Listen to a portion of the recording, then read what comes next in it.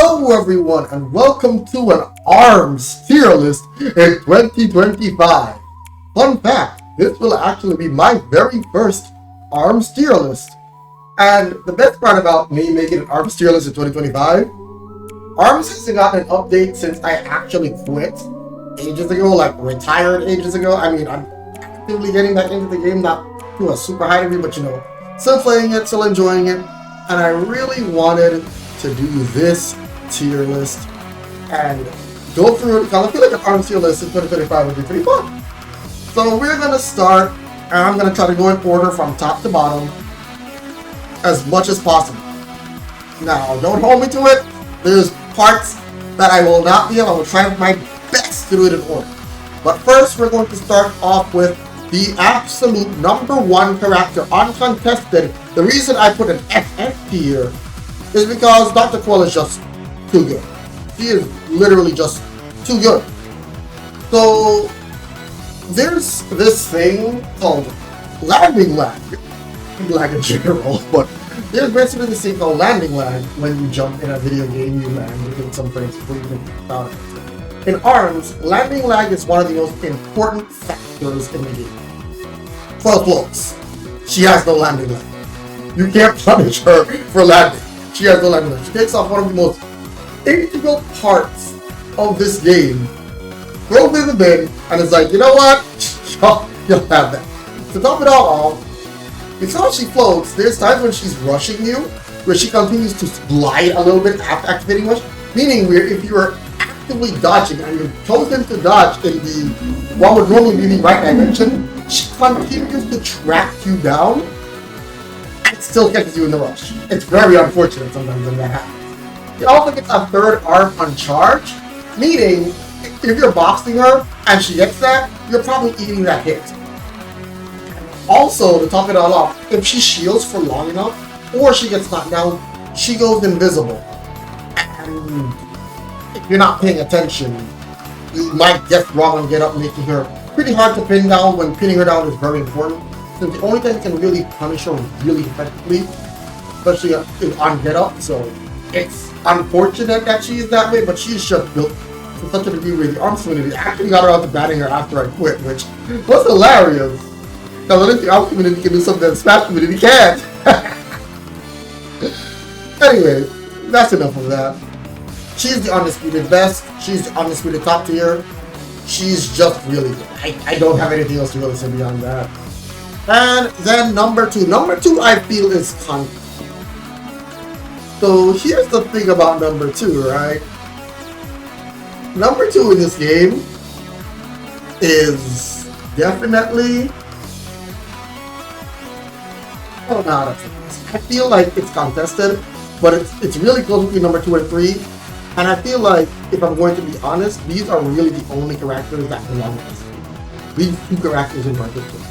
So I think number 2 is Max Grass. Max Grass is just, it's funny because they were both the end bosses. Max Grass being the new end boss that was DLC added after Max Grass was the original end boss.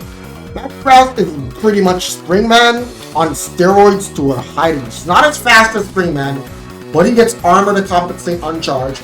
At low percents, he gets the best super armor in the game, because if Mummy is standing still, you can knock down Mummy. So you can kind of catch them off guard and actually get a knockdown on them with uncharged arms. He doesn't care. He doesn't flinch. He's going to tank that and he doesn't care. And he also has a deflect, which is a little shockwave that comes out when he dashes that can knock down arms. His girth is also pretty darn big, the size of his arms, making it very, very difficult to get away from him. And he also gets that powered up form on grab as well.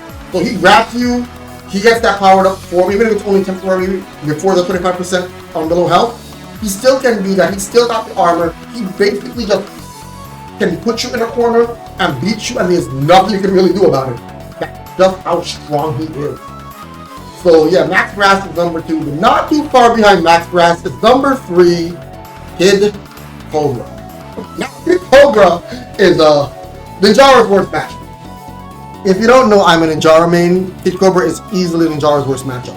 Kid Cobra has the ability. First of all, let's not even go into his abilities. Let's just start with the most egregious thing about this character. Not really, but this is the thing. He's a snake with the largest arm girth in the entire game. Bitch, what? So yeah, he's got ridiculously large arms.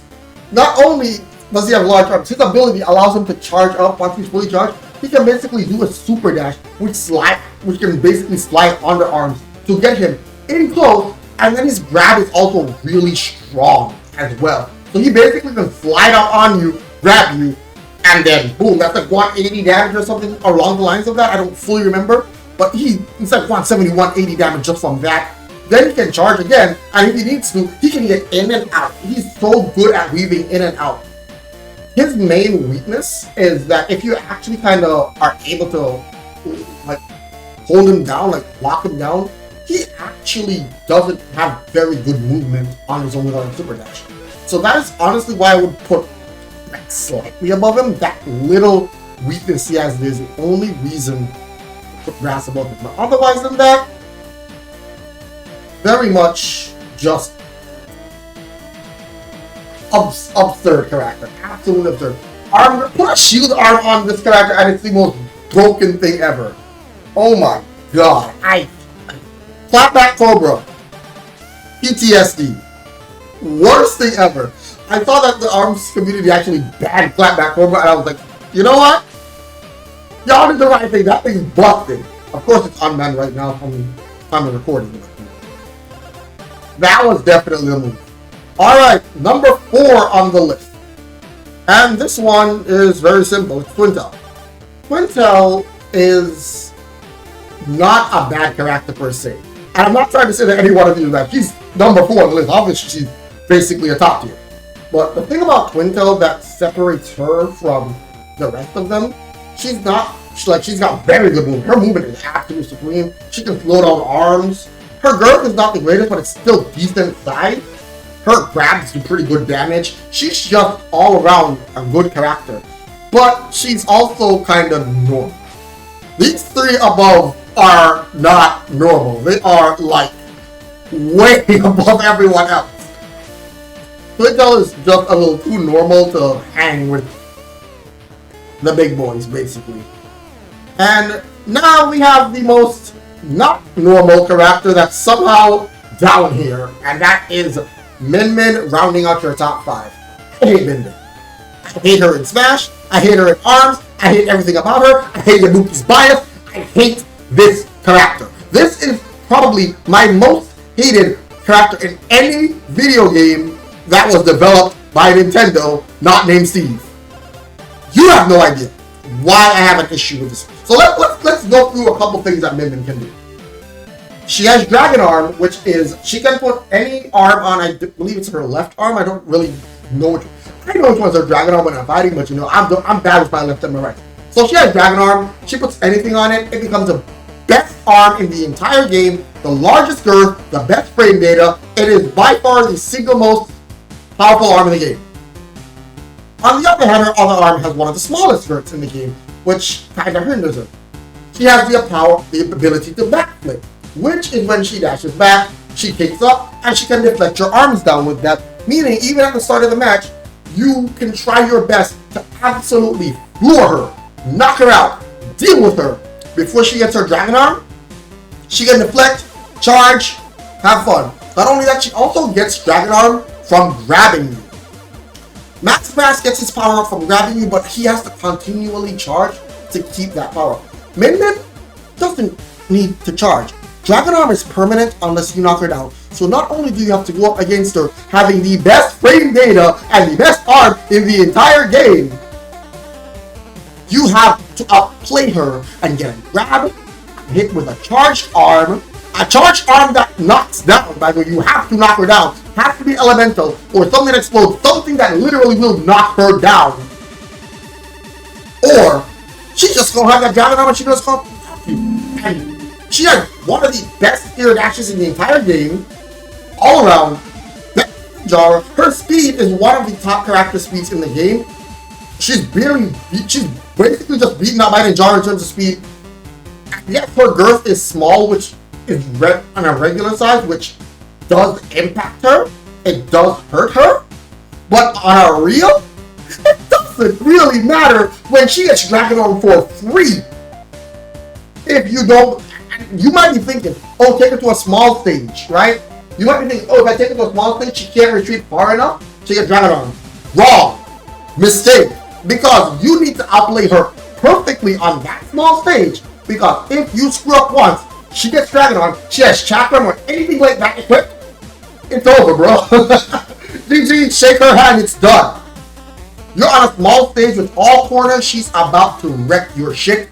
Just as bad as Max Grass, just as bad as Skid Cobra. She's a menace to society, she's one of the best characters in this game. By far, take her guts. Alright. Number 6, and I want to preface this, a lot of characters are going to be in the A tier. Because, well, I wouldn't really say, yeah, a lot of characters are basically going to be in the A tier because a lot of characters in this game are really, really good. And the next one, number 6 on the list, is going to be my boy, my main, Ninjara. Now, I don't really feel the need to go into why Ninjara is actually just, you know, that damn good. But, you know, let me tell you why my main is by far the best and worst character at the same time. Ninjara has the fastest walk speed in the entire game. Ninjara is the fastest character in the entire game when dashing. Cobra's super dashes are better. Ninjara has one of the best jumps in the entire game. His jump dash is really good. It has invincibility frames. He is beaten out in terms of distance by Min Min and Mechanic. That does hurt in matchups, because if it gets where you're going, you can't get enough distance to actually escape from them. Ninjara's escape is very important. It's very important to be chaining your dash, your jump dash together with Ninjara to get maximum distance, since his dash can get him very far, and then jumping out of that into another jump dash will get even more distance. It's really nice. So his shield, if you hit it, he'll poof and reappear. You think this is a good thing, it's not. Ninjara has frames before his shield goes back up, where he can get hurt, and sometimes you can teleport into the same arm, you just shield it. His shield is the worst shield in the entire game, and he has to rely on the fact that he just has basically average girth as well with his arms. And he doesn't hold charge that well. So you have to literally rely on the fact that you are so blazing fast to get around everything. The truth of the matter is, Ninjara actually has the best matchup into Dr. Coil. That's not a Coil leader. He still loses his matchup. Coil has no losing matchups. He still loses to Coil. But his speed is the only character in the game that's able to actually keep up with her. Cobra doesn't have enough time to charge when Coil is on him. Min Min doesn't have enough time to charge Dragon Arm, and even then, Coil can still kind of just beat you outright still with those 3 arms. So, yeah, Ninjara does really well with being able to dodge and weave between things. His entire thing is, regardless of how high he is on the tier list, he has to work way harder than everybody else just to win. He doesn't sound good, but trust me, when you find that Ninjara that can move and can just move and can dodge and weave between everything, get those clutch grabs, get those clutch hits, he is just so good, so fast. That speed is all he needs. If Ninjara had actual really good abilities on top of that, he would be amazing. So, even though he's the most basic of basics on this list, I do mean it, he's the most basic of basics on this list, his speed is so high that it makes up for his lack of actual good abilities outside of his jump dash. And that's the truth. And his walk. And this is the point where I tell you, it gets hard. It gets hard to rank the characters from this point on. Because the top 6 is very easy to play and place out. From here, I can't help you. I'm actually at a loss. I'm going to be somewhat guessing here, but this is how I see it. So, correct me if I'm wrong, if you disagree, you know, yeah. But I feel like barely making it into the A tier is going to be Springman and Springtron. With Springman better than Springtron. Hear me out here. There's a very big difference, and they both are played very differently, while similarly. So Springman, he pretty much below 25% permanent charge, just like Max Grass. He has the deflect, just like Max Grass. He's faster than Max Grass, and that's essentially it. He's got your average speed, technically above average. He's able to dodge away pretty effectively. Like he has the deflect with the shockwave that knocks on arms. Cookie cutter character, your cover character if you want to call it that. He is very good. In general, deflect makes him very hard. He's one of the best characters in the game too. I mean, everybody's good in this game. So why is Springtron worse? Springtron can be debatably worse than that. He's slightly slower than Springman. That's the main reason why he's low. He has the same attributes in the sense of he has a shockwave on dash. The difference is, and I'm not 100% sure because it's been a while since I've actually played Springtron, but Springtron doesn't get the 25% boost like Springman. He actually has to unlock it. And how he does that is that if he fully charges, he will send out a giant shockwave that will disable any arm that is currently out, allowing him to not only get a speed boost and a bunch of other boosts that make him much faster and stronger, technically better than Springman at that point. And he can basically do it. The problem is, if you're Springtron and you go for this, you can easily be punished for it because you have a lot of ending lag where after you go basically Super Saiyan, someone can grab you. They can hit you with a Sparky, they can hit you with an Electric Arm, they can basically just punish you very hard for it. And that's just honestly the truth. It's not the greatest ability, but he can also play mind games with it. Makes you think he's actually going for the full charge, he's not, and then he just basically clobbers you because you're standing there thinking he's going to go for full charge when he's really not. It's a very bait and punishy playstyle, and it makes things very, for lack of better words, it makes things very hard to deal with him. Alright, so B tier, and this is where the majority of the cast outside of A tier is basically going to live. And we're going to start off with Lollipop. Lollipop is a character that I feel is a lot of people forget about, but Lollipop's actually just really good.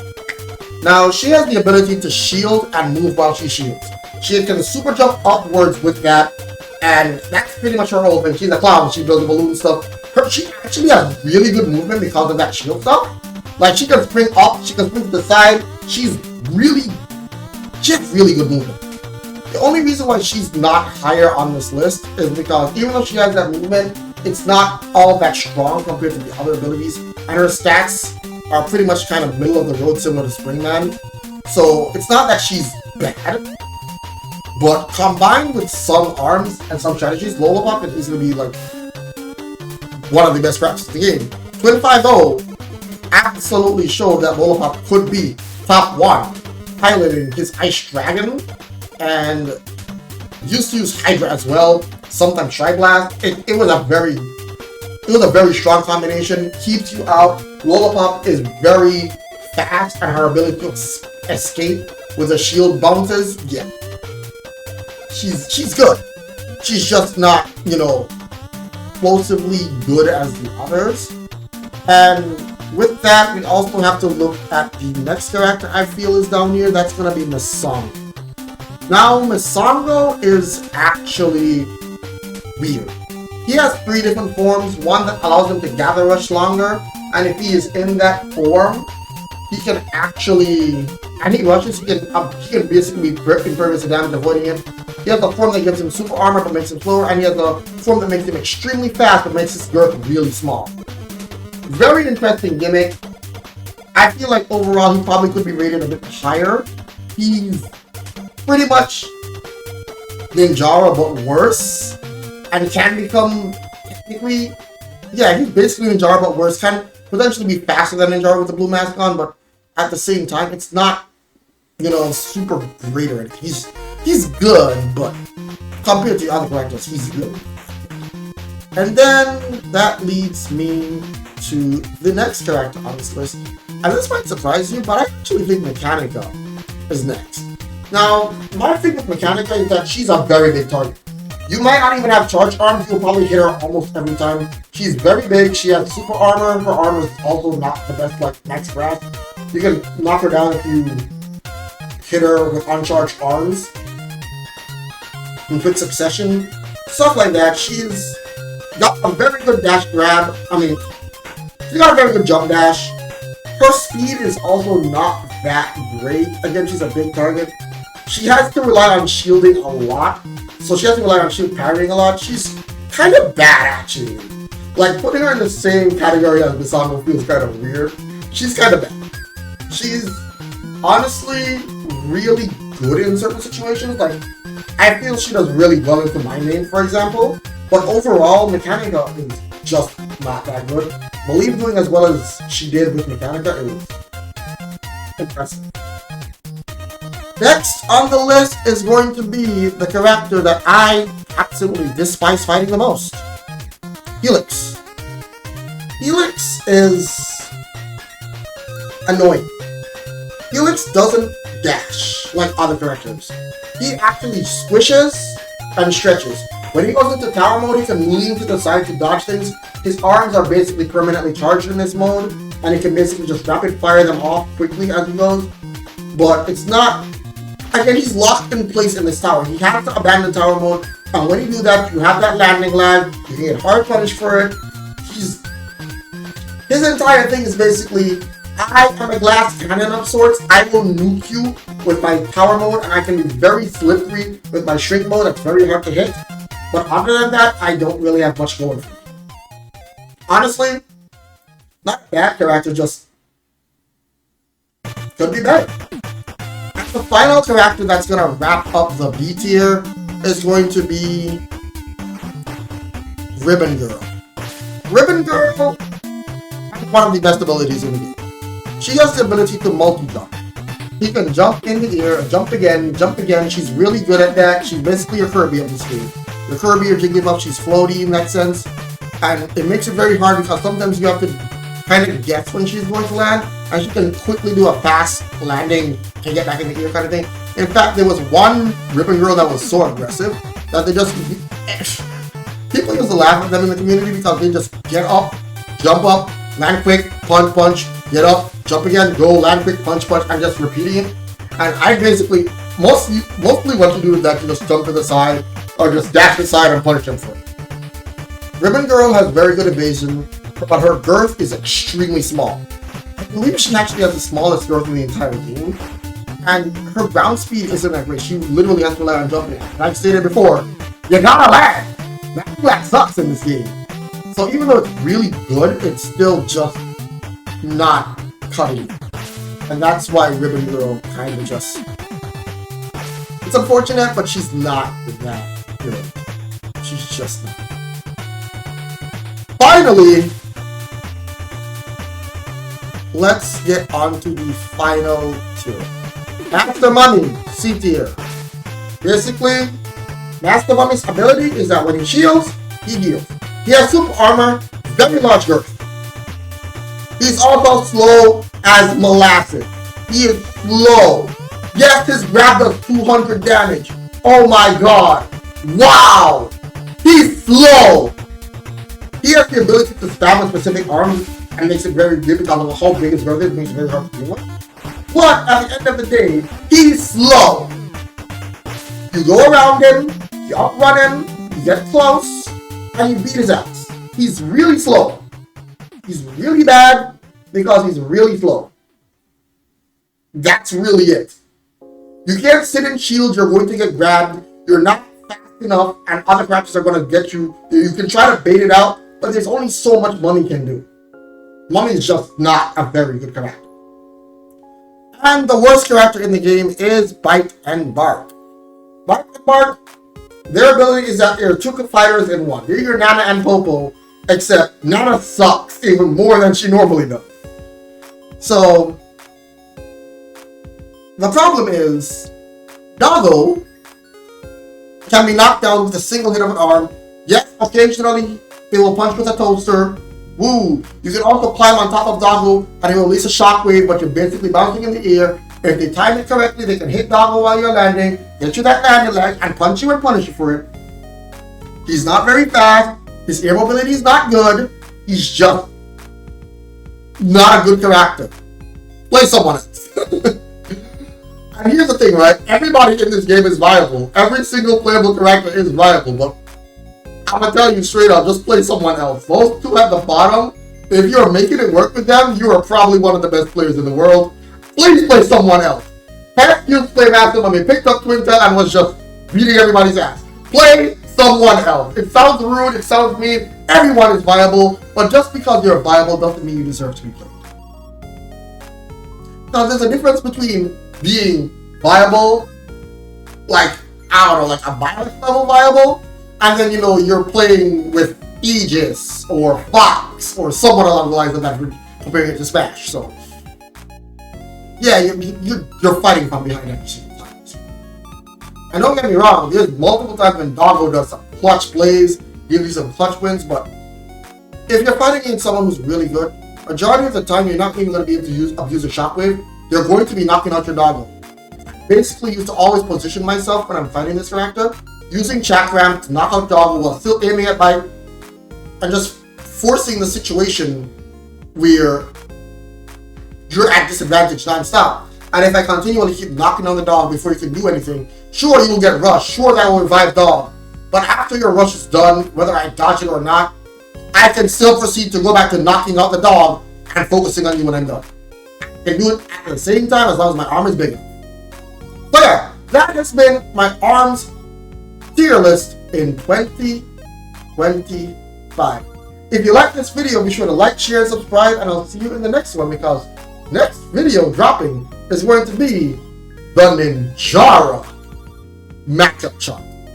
The matchup chart I never made, but wait for it, you can't believe how many characters are going to be even. See you guys then. Peace!